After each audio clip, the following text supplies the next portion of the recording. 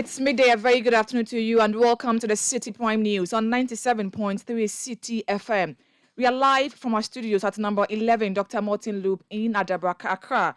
The news is also live on all our partner stations across the country and around the world. We are live on citinewsroom.com. My name is Hawah, Iddrisu, and this afternoon I'm here with Kwaku, Ansah. Coming up, the drama over the NDC leadership change in Parliament returns as former minority leader Haruna Iddrisu rejects the seat offered him in the chamber. Also coming up, dozens of NDC supporters mass up at the Asokwa District Court in Kumasi as Swami youth organizer of the party makes first court appearance over allegations of insightful comment. Still ahead, pensioner bondholders forum continue their picket at the Ministry of Finance in demand for a total exemption of their pension funds from the domestic debt exchange program. Meanwhile, the government has reiterated its call on bondholders who are yet to complete the tendering process to do so before close of day tomorrow. Administrative window opened for up to Friday, 10 February. For a few people who need to go through the respective processes to tender in their forms to also do so. And later, we will tell you the sad story of how over 70 pregnant women lost their lives between 2021 and 2022 in Bawku due to the protracted inter-ethnic conflict in the area. The Auditor General's report.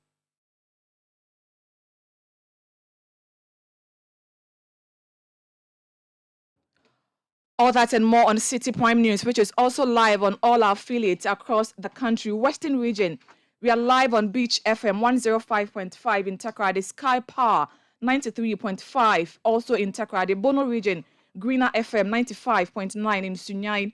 Ahafo region, we are live on Hammers Radio 106.5 in Goso. Ashanti region, Focus FM 94.3 in Kumasi. Orange FM 107.9 also in Kumasi. Volta region, we are live on Revival FM 99.3 in Tajewu, Cool FM 103.5 in Ho Northern Region, Radio Bimbala 91.9 in Bimbala.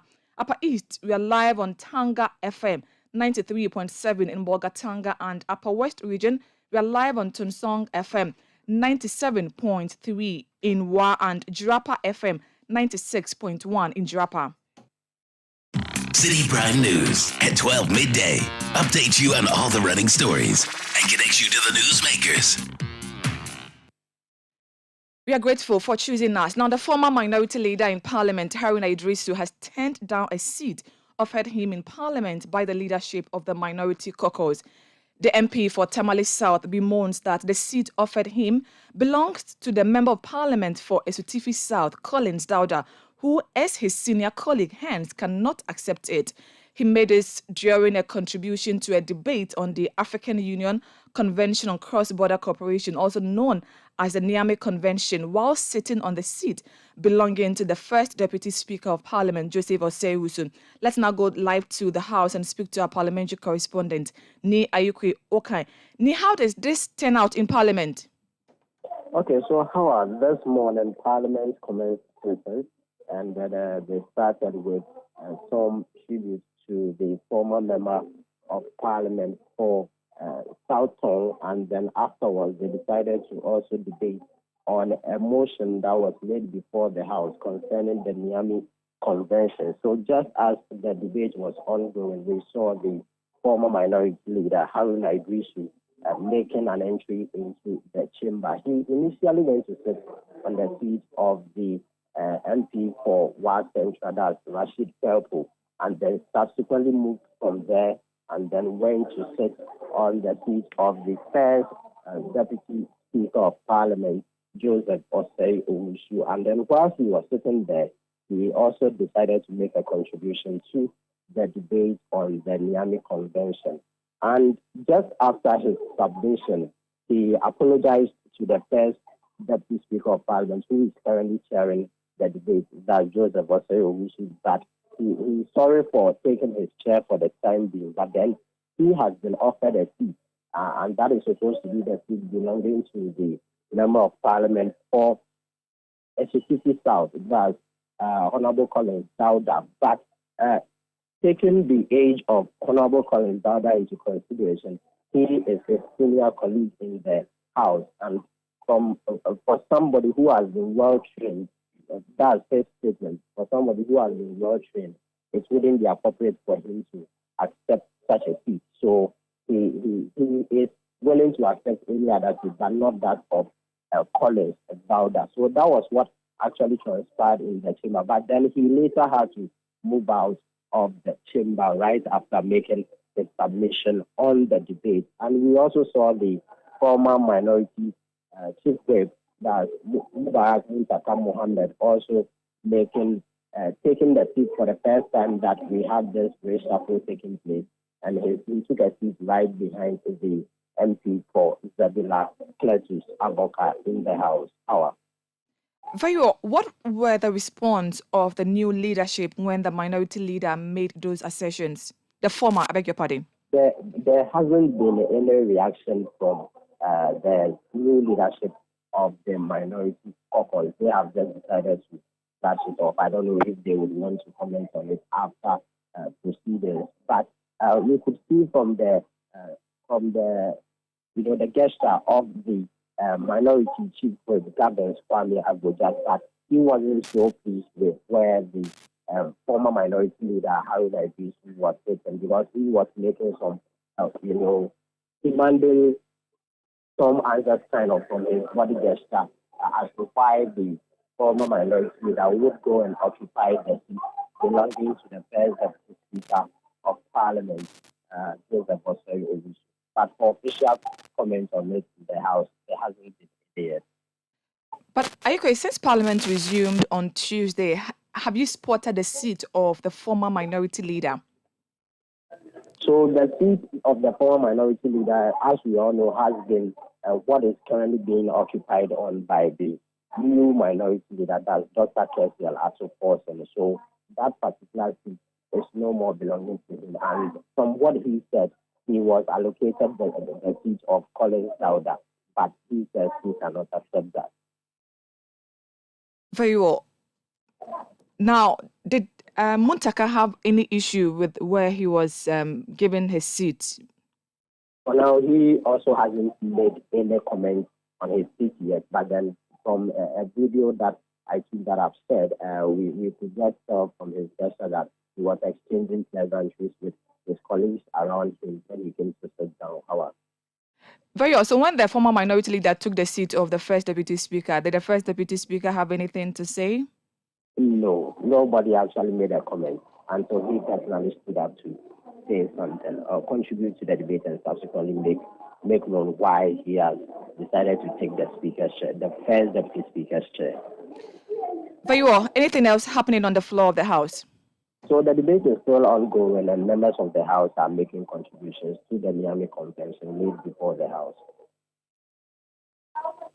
Very well. Grateful for your time. That was my colleague in Parliament, Ni Ayuko Okan, bringing us up to speed in the House. Let's now take a listen to the former minority leader, Haruna Iddrisu. So, Mr. Speaker, forgive me that I have to assume your chair. There was whether I should take over from Honorable Collins Dowda or not. And I've told them that Honorable Collins Dowda is senior by age. Senior not fit into his chair as somebody who is well trained from home. So any other chair, Mr. Speaker, acceptable to me. I'm still the elected member of Parliament for Tamale South. I thank you. So that was a former minority leader in Parliament, Haruna Iddrisu, and MP for Tamale South. Let's now go to the Ashanti region, where dozens of NDC supporters have marched up at the Asokot District Court as Swami Youth Organizer of the party makes his first court appearance over allegations of insightful comment. My colleague in the Ashanti region, Hafiz Tijani, joins us live via telephone. Good afternoon to you, Hafiz. Thanks for your time. What has been the reaction of the supporters when the suspect was brought before the court? Well, so the police tried to play smart by using the back door of the court, the Asokot Court complex. But the supporters who were anticipating his arrival at the main entrance of the court got a wind of his arrival, then followed up to the back door. But at that point, the police had whipped the accused person into the court room. So the supporters began to chant and made some comments that the police is trying to make this issue big for them or for Mr. Kwampa Avolia, who is the Swami youth organizer of the NDC. So they saw him and they began to call his name. Even in handcuff, Mr. Avolia was escorted by armed police officers, came down from the vehicle in a white shirt and blue jeans and tried to even raise his hand that was cuffed by the police to wave some of the supporters, but the supporters were not allowed to follow up to the back door of the court premises where Mr. Avolia Kwampa was being taken to. Is the proceedings underway or it has been done? Proceedings are underway and party supporters outside here are waiting with bated breath to hear the news about the bail that will be granted to Mr. Avolia Kwampa, because that is what you hear from some of the supporters here. They say that they are hoping that the court can grant him bail so the case can proceed. But a lot of party supporters, when you hear some comments they pass, are not happy about how the police and the state is treating this case. Which NDC leadership is currently at the court? Well, I have seen largely regional executives of the party, the first vice chair of the party, the organizer of the party, the deputy secretary of the party, and a host of party leadership in the region.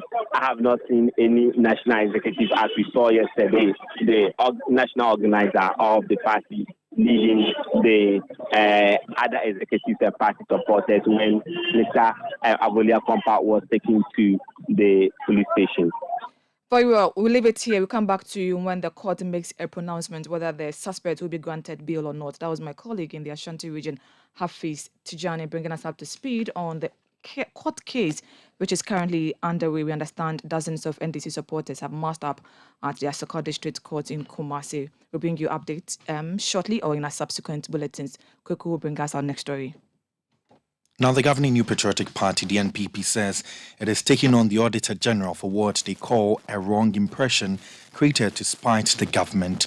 The NPP says the 12 billion Ghana cedis flagged by the Auditor General in its report on COVID-19 expenditure was inappropriate considering the circumstances government found itself.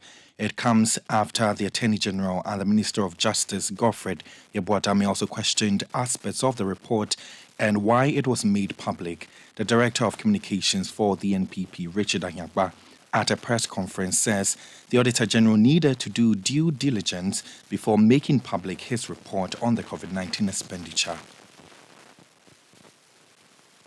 Report on the COVID-19 expenditure creates a false impression of wrongdoing concerning the expenditure of some 10 billion of the COVID funds on activities unrelated to COVID-19. The funding sources for the COVID-19 response fund did not stipulate what direct activities to spend the monies on, except to state that it is for budget support and for COVID-19 preparedness and response support. This is because lives and livelihoods are inseparable. Therefore, a government is expected to do everything to protect its people. This is why we find it confounding that the Auditor General will elect to disaggregate the expenditure of 21.8 billion COVID fund into saying that some is for COVID expenditure and another is not for COVID expenditure. In our view, all expenditure during the period aimed at protecting Ghanaians, our lives and our livelihoods equals COVID-19 expenditure.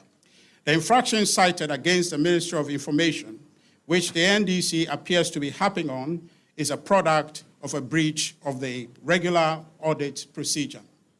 Ideally, the audit service would typically organize an exit conference to discuss their findings and allow the agency the opportunity to clarify where necessary. However, this was not done. Richard Ayagba is the Director of Communications for the New Patriotic Party, NPP. Under picketing at the Finance Ministry by the Pensioner Bondholders Forum has entered day 4. About 30 retirees with investment in government securities gathered once again at the Finance Ministry to call on government to completely exempt their investment from the ongoing domestic debt exchange program. Government has proposed a 15% coupon rate at 5 years maturity for individual bondholders over 59 years, but the pensioners have rejected the terms, demanding for total exemption. Let's hear from some of the pensioner bondholders. I have worked for over 35 years at the University of Ghana. I've contributed to producing doctors, dentists, bankers, all kinds of people in this country. So I've paid my dues. And I've been paying fees for people that I don't even know, family members, and even sometimes students who cannot afford to pay their fees. I help them, and I'm still doing so.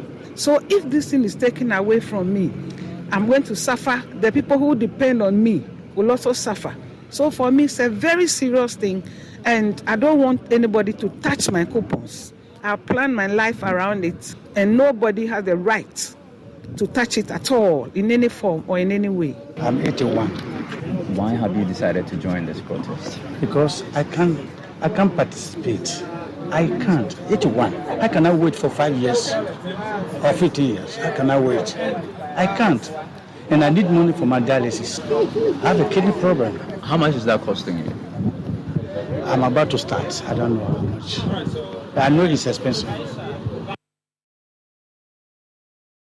You had those were some of the members of the Pensioner Bondholders Forum who have picketed at the Ministry of Finance for 4 consecutive days. We'll still stay on the debt exchange program because the Ministry of Finance says it has received considerable response from various stakeholders and individuals after it opened a 3-day administrative window for bondholders who are yet to tender in their forms to do so following the closure of the program on Tuesday. Speaking on behalf of the Finance Minister at the 2023 State Interest and Governance Authority Annual Stakeholders Engagement in Kwaku, the Deputy Finance Minister, Ansah, said the ministry is hopeful that the crucial steps adopted by government will yield the necessary results. To achieve our objectives under the PCPEG, government is prioritizing 3 critical imperatives. 1 is successfully negotiating a strong IMF program. 2 is coordinating an equitable debt operation program. And 3, attracting significant green investments. The PCPEG document was a blueprint for government engagement and ongoing negotiations with the IMF. As you are aware, following our announcement on the 1st of July 2020 to formally engage the IMF and subsequent rounds of negotiations, government and the fund achieved a staff-level agreement in December. We are hopeful and working hard to ensure that the fund's management and Executive Board approved Ghana's program request by March 2023. In connection with our debt operations program, I'm happy to report that the exercise was closed on Tuesday and a 3-day administrative window opened for up to Friday, 10th February, for a few people who need to go through the respective processes to tender in their forms to also do so. We have received considerable response from most of the stakeholders, including individuals, institutions, and others. And for that, we are grateful. We believe that the debt exchange program is pivotal in our quest to secure approval of the IMF board to cement the staff-level agreement for the 3-year, $3 billion extended credit facility, which we have been able to, we were able to secure a staff-level agreement in record time. Ansah also urged various CEOs of state institutions to enforce compliance to keep public spending measures in line with the current economic conditions.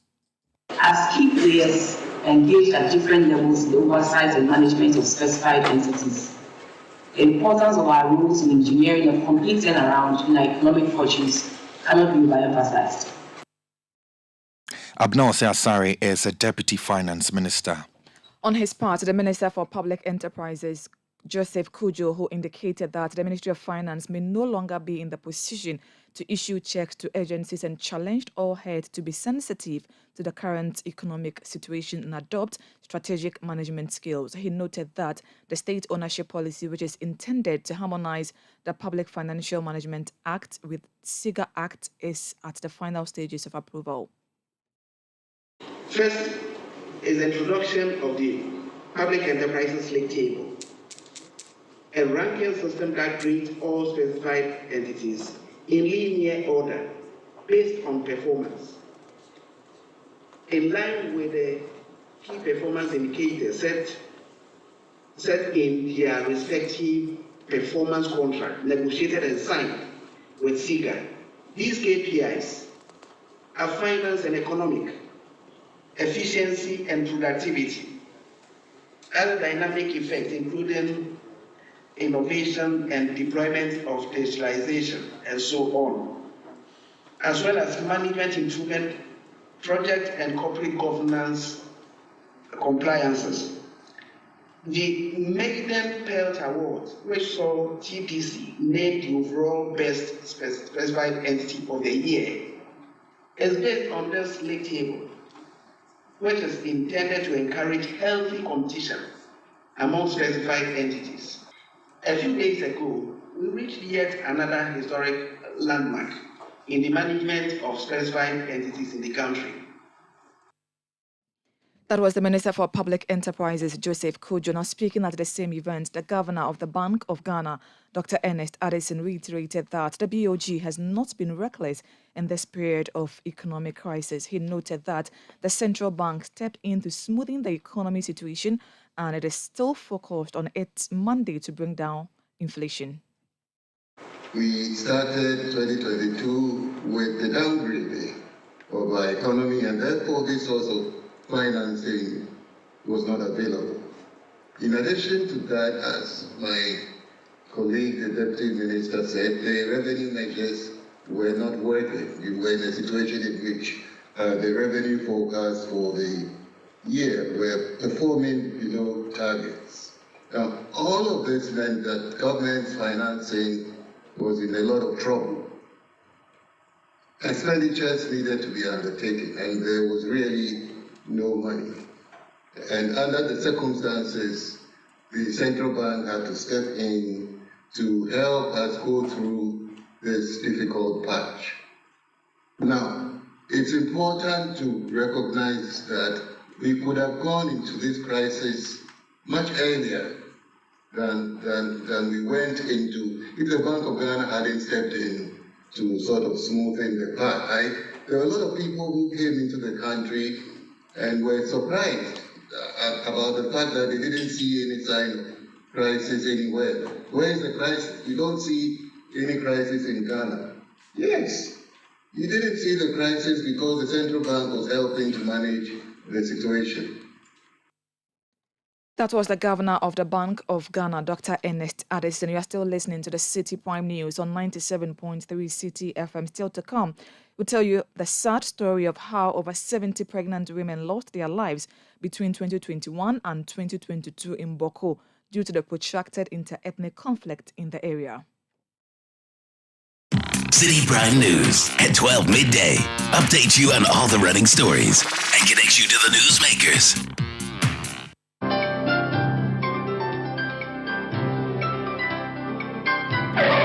Using a condom will protect you and your partner from HIV, STIs, and unplanned pregnancy. Condoms are an effective way for protection against HIV infection. Don't take risks. Use a condom every time.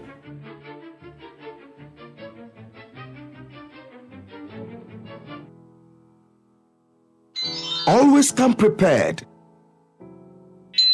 This advert is brought to you by the Ghana AIDS Commission and Ghana Health Service.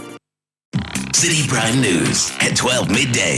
Update you on all the running stories and connects you to the newsmakers. Thank you very much for staying with us. Now, police in Enyim have granted police inquiry bail to the two suspects arrested by members of the Ghana National Association of Small-Scale Miners for engaging in illegal mining activities. The two suspects, who were among several others, had diverted the flow of the Brim River under the bridge at Enyinem, where they were using an excavator to engage in illegal mining. Their arrest infuriated the community members, resulting in a heated confrontation at the police station. According to Citi News sources within the Regional Police Command, the bail granted to the suspect also requires them to report daily at the station. The source, however, disclosed that steps are underway to first get the suspect to reclaim the degraded site. Meanwhile, the Ghana National Association of Small-Scale Miners is continuing with its monitoring exercise with a visit to the Chebi water treatment plant, which has been shut down due to the activities of illegal miners. Let's go over the phone lines and speak to the General Secretary of the association, Godwin Aman. Good afternoon to you, sir. Thanks for your time. Now, what led to you making this visit to some sites which are purported to belong to illegal miners? Good afternoon, and good afternoon to listeners. The Ghana National Association of Small-Scale Miners, we have a 3-day tour to some mining communities in the eastern region. So we started yesterday, visited some of the communities and the zones, and then went to meet the task force that we launched 3 months ago to ensure that the operations of illegal miners do not impact on the Brim River. And our task force has been here for the past 3 months. So we are doing some sort of evaluation to see the impact so far, the work that the task force have done. So at the Enyinem, we went to the bridge to take samples to compare with the baseline that we did earlier on. At the time we reached there, we realized the course of the Brim have been diverted behind the police station. And we saw excavators that are working there, and the overburden are all being dug into it. So we have to stop the activities and then arrest the two suspects to the police. When we reached the police station, some of these illegal miners came there and there was confrontation, but we were able to calm tempers, and the suspects were handed over to the police. They were handed over to the police. So at the end of the day, we agreed that they should go back and reclaim those places. So the PM of the assembly, the NADMU coordinator and all that, there was an undertaking, and then the excavators was released to go and ensure that they reclaim those places so that the water will have free flow. Today, we also visited the Chebi area. From your report, you said the plant was shut down, but it wasn't shut down 3 months ago that went, just that they were not able to get clean water to pump daily like they used to. Today, the situation is different. We spoke to the water company, the technical officer there, and the stability level by then that we started was 3,000, but now it has reduced due to the work that we are doing there. It has reduced to 30, from 3,000 to about 30 now, between 30 to 20, 50 to 30. So now the cost of operation, those days, they use about 5 to 10 bags of chemicals to treat for a week, but now they are using 1 to 3. So we've seen that there's been a lot of impact. We moved from there to the next community, Chimisiki, and we took some samples. But the challenge we have now is there are some illegal miners who are working deep in the Tiwa forest. So there is a river that connects to the Brim River, which is a tribute to the Brim. It's called Aduamah. And we realized that these illegal miners are there. So that water body, which drains into the Brim River, is causing a lot of pollution, and we've also taken samples. We are going to work with the Forestry Commission, the manager there. We'll meet him so that we see how best we work on that too. So far, the work we are doing, we've seen that it's yielding very positive impacts to communities. Do you believe the fight against illegal mining has been lost? You see, the issue of illegal mining is a shared responsibility. We've not lost it. It's an issue, a matter of survival. You have a lot of people involved in it. So managing it, the community level should be something that we should engage properly. Upon the work that we're doing, even some of the communities, some of them will say, although we have our clean water, people are not buying whatever we are selling in the community. So you realize that some of the community folks even prefer to get incomes at the expense of their water bodies. If they say the water is even polluted and they have money in their pockets, they can buy water. So why should we stop? So we need continuous engagement with these communities to change that mindset, for them to understand that it's not just money that... Hello, sir. Communities. Hello? I lost you briefly. Could you please repeat what you said a moment ago? I said some of the communities, you go in there, they said, yes, we've got clean water, but the time these illegal miners were operating in our communities, we were getting them to buy stuff from us, those who are selling. They patronize because they have money to buy all this stuff. So we need to engage the communities, let them understand that it's not just what you are going to get into your pocket, but we should look at the future. Others also are using the same water for farming, some are using it for their house chores, and so many. So continuous engagement is very important to change that mindset of some of the community people. Very well, most grateful for your time. That was the General Secretary of the Ghana National Association of Small-Scale Miners, Godwin Ama. We turn our attention to some other stories now. And the Education Committee of Parliament is expected to meet the National Union of Ghana Students, that is NUGS, and the management of the University of Ghana today over the latest increment of fees for the 2022-2023 academic year. NUGS, together with some students of the University of Ghana, have in recent times mounted stiff opposition to the current academic fees, insisting that it is way beyond the 15% approval given by Parliament through the Ghana Tertiary Education Commission, GTEC. However, the university has justified the increment, stating that the adjusted fees for the year were based on the gazetted approved fees for the 2019-2020 academic year. Speaking to Citi News ahead of the meeting with Parliament's Education Committee, the press secretary for NUGS, Emmanuel Yaojima, expressed optimism that Parliament's intervention will bring the issue of the school fees increment to a conclusion. Our position has always been one, the interest of the student first, and then the legal method being used to increase fees. And so we are optimistic that after today's meeting, the fees would go down, the fees would be reduced to what Parliament had already communicated. And then I think that would be best for all of us. And so that is our position going into this meeting, is that you get to accept what Parliament would say. And then, we will have an amicable solution and then have a proper way forward.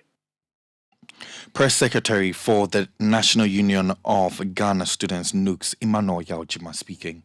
A driver whose mobile phone was snatched by robbers in Kwabenya has managed to knock them off their motorbike in a bid to retrieve it, resulting in the death of the rider.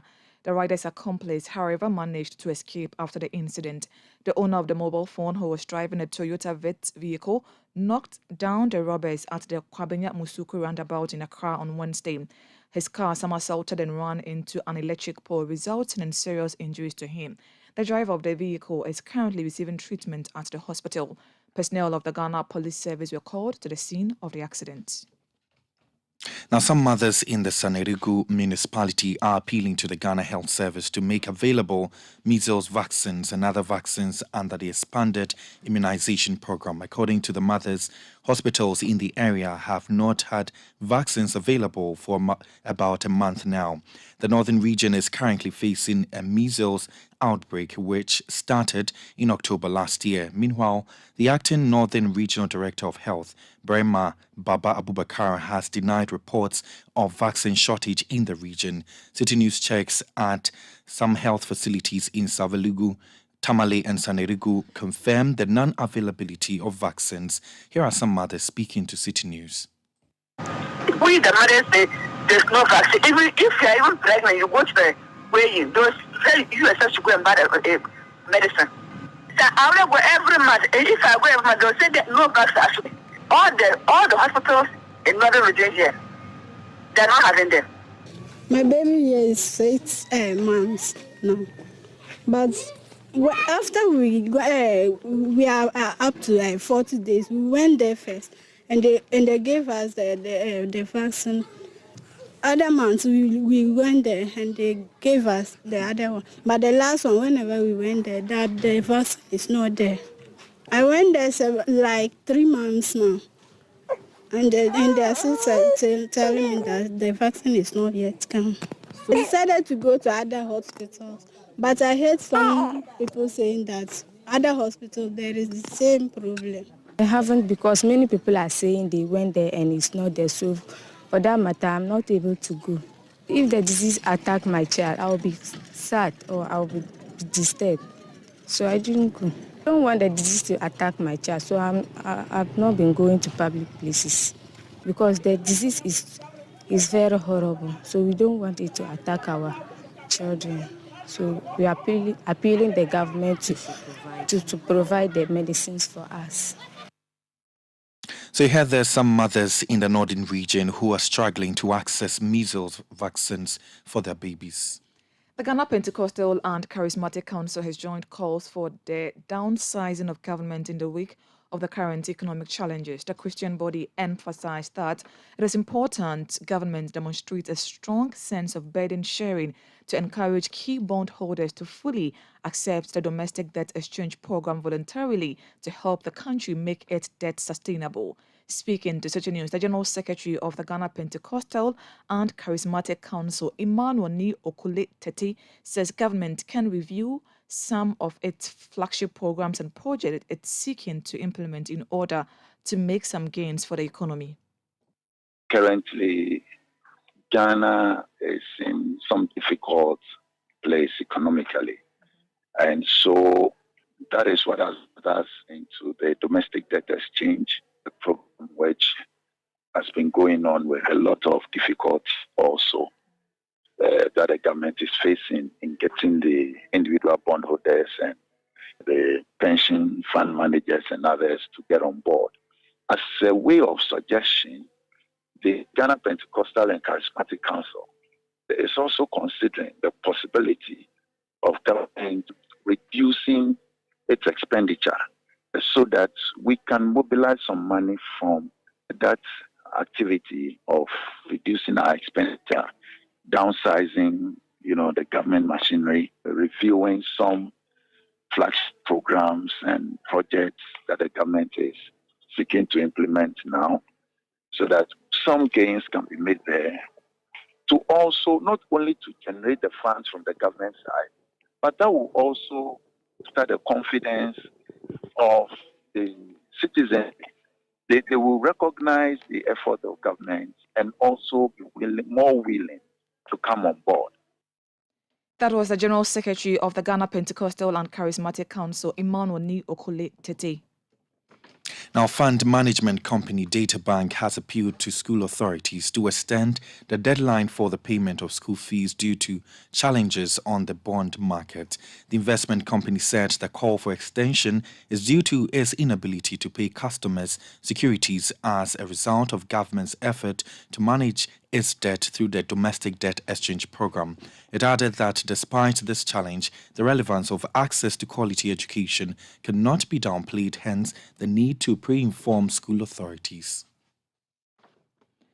Now, the Bawku district has lost over 70 pregnant women within 2021 and 2022 as a result of the absence of enough health workers in the area. The protracted conflict has resulted in health workers fleeing the area to protect their lives. Many have left to other districts within the region, whilst others have relocated to other regions. The Upper East Regional Security Council has assured of its commitment to work with the feuding factions to bring a lasting solution. On a working visit to Bawku to commiserate with the affected families, members of the Red Sect said they will work with all stakeholders to ensure peace in Bawku. Upper East Regional Correspondent Frederick Awuni has more. The protracted Bawku ethnic conflict has resulted in the loss of many lives and destruction to property. Bawku has become a ghost town with gunshots almost every night. Last week, the military were accused of allegedly killing 7 persons in line of duty, but in a press statement, debunked the claim. Following the death of the seventh, the Upper East Regional Security Council, RECSEC, on Monday paid a working visit to Bawku to commiserate with bereaved families from both factions and called on the feuding factions to cease fire and embrace peace. The RECSEC chairman, who doubles as the Upper East Regional Minister, Stephen Yakubu, bemoaned the impact of the conflict on livelihood and admonished both factions to cease fire. So our message is that please, please, please, let all the guns in Bawku be silent. Let us put Bawku back to the map of Ghana. Let us seek peace. That is the only way, peace. Whatever it is, let us have peace. In conflict situations, it is usually women and children who suffer the most. And we all know over the years that fighting never solves any problem. It rather draws us back. It rather increases our poverty level. We all know banks have closed, schools have closed, hospitals have closed, commercial activity is completely almost zero. People are scared. These are the facts of Bawku. These are the realities of Bawku. What are we doing? My fathers, my brothers, my mothers. What are we doing? No one can come and seek peace for us. We will have to seek the peace ourselves. People will come and talk and go. People will come and see and leave. People will come and listen and go. But the peace is us. The assembly member from Misiga, Paul Musa, expressed dissatisfaction about the alleged military brutality in Bawku and called on RECSEC to ensure all security personnel exercise high standards of professionalism in their line of duty. They delayed us there. Then those who hide at the gardens were able to sneak around and left their farmland.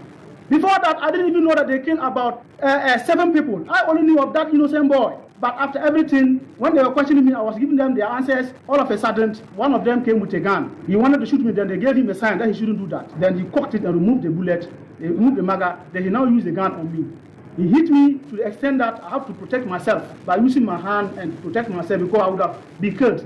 He beat me with the gun to the extent that they want. They wound my head, half my hand here. If they have wounded me there, you can see all over here, even here. By using the pin of the map to choke me, then you can see my head. I just went for treatment. So after everything, they asked their guys to leave. That is okay. I was bleeding from my head to my hand. Then they saw that no, they have done something that they couldn't have done. Then they asked them to leave. Then they should leave. So they left to the armored vehicles. Then I have to also see how I can treat myself back. The head of human resources of the Ghana Education Service in the Upper East region, Joseph Anaba, says the attrition rate in 2022 was overwhelming. As a result of the conflict, releases and transfers outside Bawku.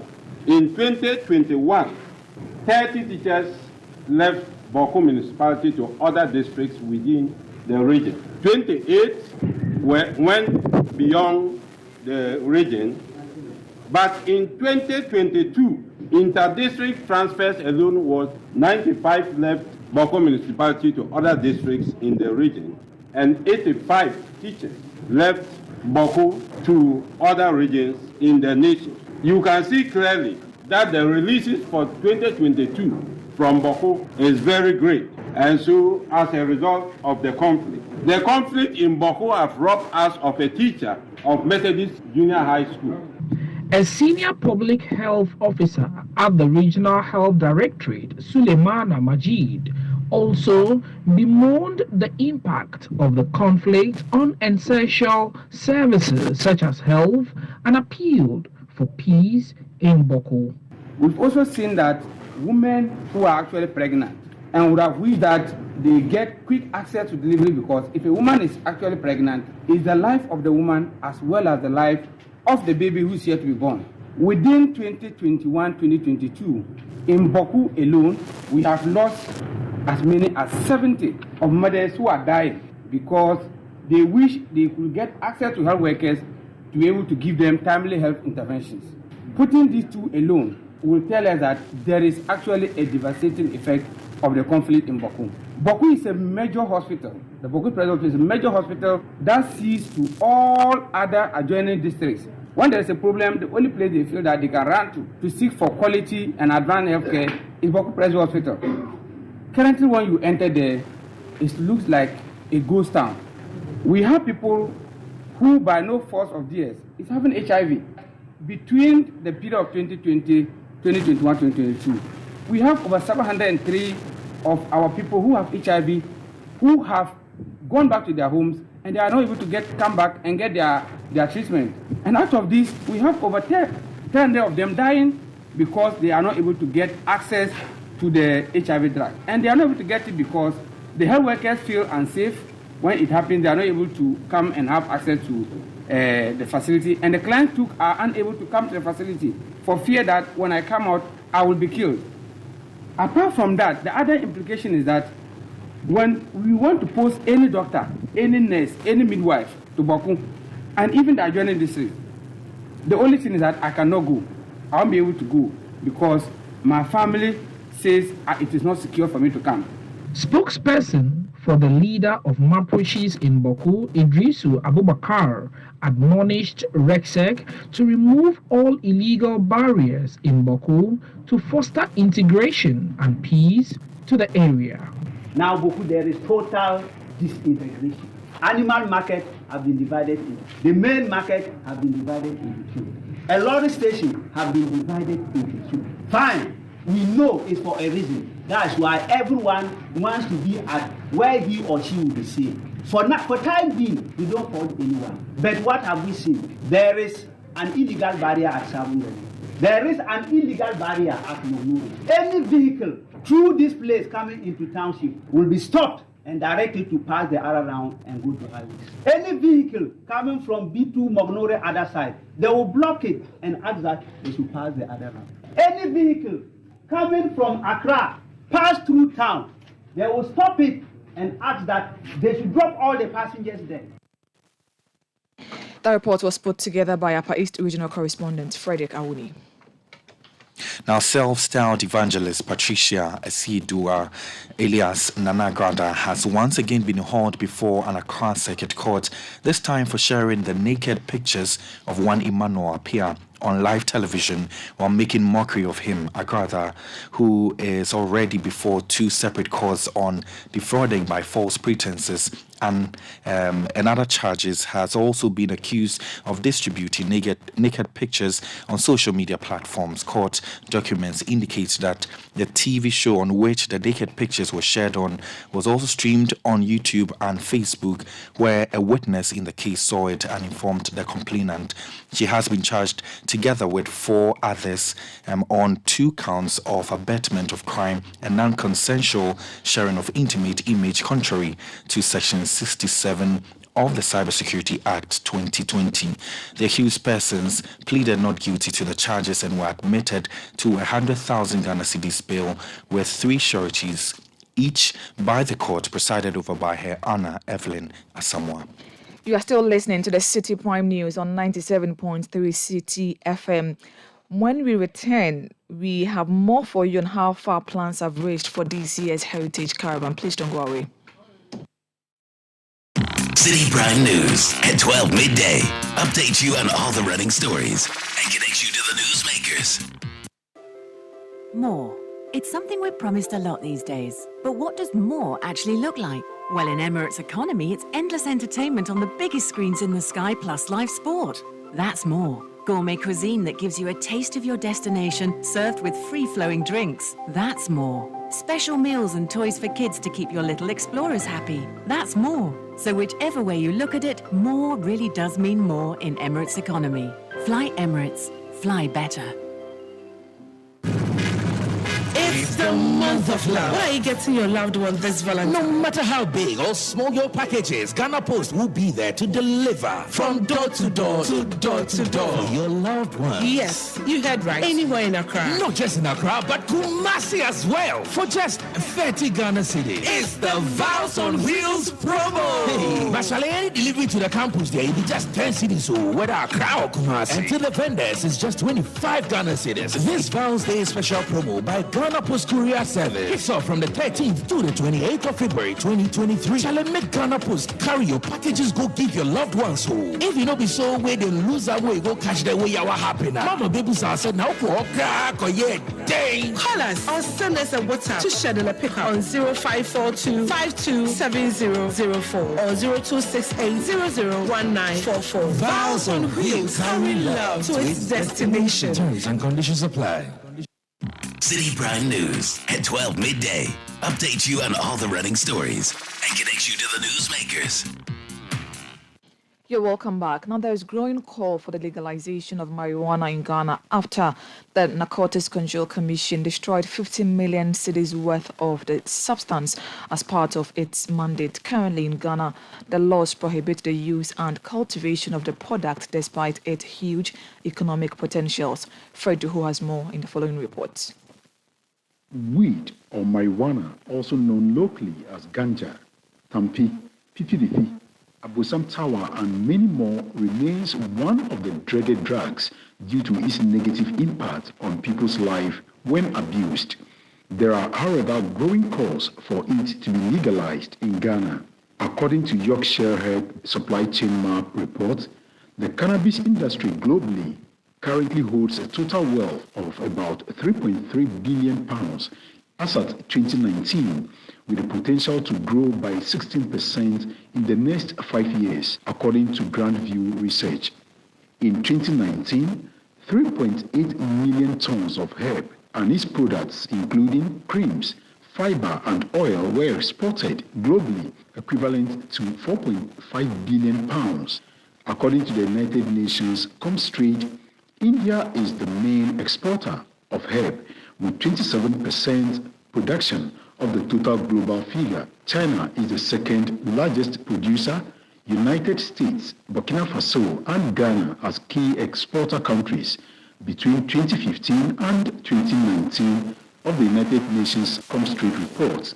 Backing calls for the legalization of marijuana for its economic benefits, Dr. Joseph Gisam, who is the Vice President of Lab Operations at the United Tobacco Company in North Carolina in the United States of America, is calling for stakeholder engagement for the country to fully tap the benefits. We have two types, the marijuana and then the hemp. And the hemp is THC in there is should be around 0.3% or less, and then the weed, what they call the weed, have a lot of, and that's a problem. So we have to find a way to regulate these two, and I think we can do it. But in terms of economic benefit, Ghana can gain more there by trying to give licenses to certain people for export purposes, and also do specific products. There are some products like pain creams, and that can be used, that we can get from that. I think nobody will go and take the pain cream and put it in their mouth or something like that, and try to continuously engage and educate the populace on the benefits and as well as the side effects of these things, so that we can move forward with the legalization. But in the opinion of the Public Affairs Director of the Narcotics Control Commission, Francis Opoku-Emwa, until a time when the laws are amended to suit current trends on narcotics, his outfit will be left with no option than to destroy every quantity seized. Section 39 of the Narcotics Control Commission Act 1019. It says that cannabis is an illegal drug, and therefore you cannot say that you're going to trade it. We've heard people say that, why are you destroying it? You can sell it, because it is an illegal thing. Other countries are legalizing it. They have their laws. And based on their laws, they can do whatever they want to do with it. We have our law. As the law stands now, it is illegal unless we do anything, unless there is a change in the law. As we speak now, the good people, our parliamentarians, are saying that it is an illegal activity. Meanwhile, the country's laws, Narcotics Control Commission Act 2020, Act 1019, frowns on the cultivation and use of weed or marijuana for any purpose. Portions of this law makes it illegal But how did the US manage to succeed in passing laws and enforce them to benefit from the substance? Dr. Jisam shared some insights. This industry is very huge. For the US here, I think Canada started before the US, I guess. But the US here, they have what they call the Farm Bill in 2018, where they started to, legalize hemp. So we have different types of cannabis. We have the hemp and we have the marijuana. We have what they call the sativa and then the indica. The sativa is the hemp. And the hemp, we have several other uses. We have the hemp seed, we have the fiber, and we have the seed as well. The law for the hemp is you should have not more than 3%, so 3% and below THC. But THC is the one that is psychoactive, and that is what makes you go high and all that. So you should have 3%, more than less than 3% on dry wood basis. And so that is the hemp, and also the marijuana, which some states also have legalized it. The report was put together by Citi News' Fred Duho. Now, plans are far advanced for the 2023 edition of the Heritage Caravan, scheduled for the 4th to the 11th of March. Tickets for the caravan were sold out in the second week of January, and according to organizers, this allows for ample time to complete arrangements for the trip. The Heritage Caravan is an exciting adventure through 13 regions of Ghana within a week. Head of Events and Partnerships at Citi FM and Citi TV, Aduamah, explains that the 2023 edition is specially created to serve patrons with a rich cultural experience and an exciting encounter with nature. It's a holistic, beautiful experience we are giving patrons, because when you look at what we are offering, various people are coming on board for various reasons. Some are coming on board just for the fun we have on the buses. Others really want to also have a feel of the real Ghana outside Accra, outside Kumasi, and the very known places. There are people who are in Ghana, they probably have not even been to the Bono region before, people who have not been to Tamale before, and this is what we are giving. When you go to Tamale, what should you be expecting? How are the people there living? And this is the real life experiences that we are giving. And let's not lose sight of the fact that we are also giving people a feel of our hospitality industry as well. So we are giving people 4-5-star hotel experience, and the entertainment generally that comes with it, and also the networking. So people are... Aduamah is the head of events and partnerships at Citi FM and Citi TV. Now, the Heritage Caravan 2023 is powered by Citi TV in partnership with the Ghana Tourism Authority, with support from 97.3 Citi FM, and proudly sponsored by Holat Ghana, the European Union, Malta Guinness, Ebony Condoms, Goyle Oil Limited, National Lotteries Authority, Voltaic Mineral Water, and Colgate Natural Extracts. And that's how we end today's edition of the Citi Prime News, which has been live from our studios in Adabraka, Accra. The news was also live on all our affiliates across the country. Western Region Beach FM 105.5 in Takoradi, Sky Power FM 93.5 also in Takoradi, Bono Region, Greener FM 95.9 in Sunyang, Ashanti Region, Focus FM 94.3 on KNUST campus in Kumasi, Orange FM 107.9 also in Kumasi, Volta Region, Revival FM 99.3 in Tajewu, Cool FM 103.5 in Ho, Northern Region. We were live on Radio Bimbala 91.9 in Bimbala, Upper East Tanga FM 93.7 in Bolga Tanga, Upper West, we were live on Tonsong FM 97.3 in Wa, and Drapa FM 96.1 also in Wa. You can log on to citinewsroom.com for more stories. My name is Hawah Iddrisu, and I was here with Kwaku, Aduamah, Ansah. Netele Neti Ajaho is up next with the afternoon's edition of Citi Business News. Many thanks for your company. Do have a great afternoon. Citi 97.3.